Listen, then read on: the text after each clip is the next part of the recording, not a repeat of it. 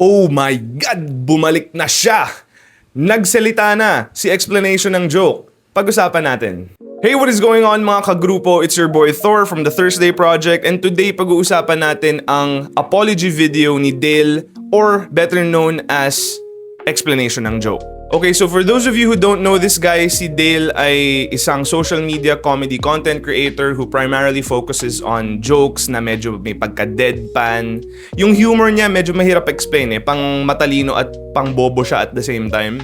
So, probably nakita mo na isa sa mga jokes niya before or yung mga videos niya. We've also collaborated on a video or two. I know him personally and nagulat ako nung nagkaroon siya ng issue about harassing a fan. So for context, medyo nalibugan siya dun sa fan niya siguro, kaya medyo namilit siya humingi ng pics na inappropriate or whatever.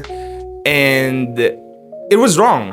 Very wrong. Kasi alam mo yun, hindi nagko-consent yung babae and namimilit pa din siya. So, inexcusable yun, fucked up yun, and honestly, I can't defend that.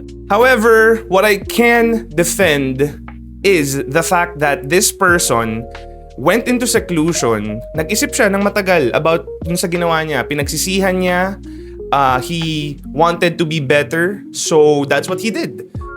Hindi siya nagtago, alam mo yun, he wasn't making any excuses. He really took the time to understand where he went wrong, and then he made this apology video, which is a great apology video by the way, kasi sobrang straightforward niya, walang excuses, walang paligoy-ligoy, nagsorry siya sa mga tamang tao, and at the same time, naiintindihan niya rin kung bakit hindi na siya mapapatawad ng iba. And I also spoke to the guy personally and we talked about it, and ang sabi niya nga naman sa akin is sobrang nagsisisi siya sa mga ginawa niya. And I'm not making this video to defend him or para pabanguhin yung pangalan niya. Pero as a person who firmly believes in redemption, I think this guy deserves a second chance. Especially at least, alam mo yun, he knows where he went wrong and he's willing to put the work in. This is just my take and you can quote me on this, pero I really, truly don't judge people based off of their worst mistakes, okay? You are not your worst mistake. You can always do better. You can always come back stronger, smarter.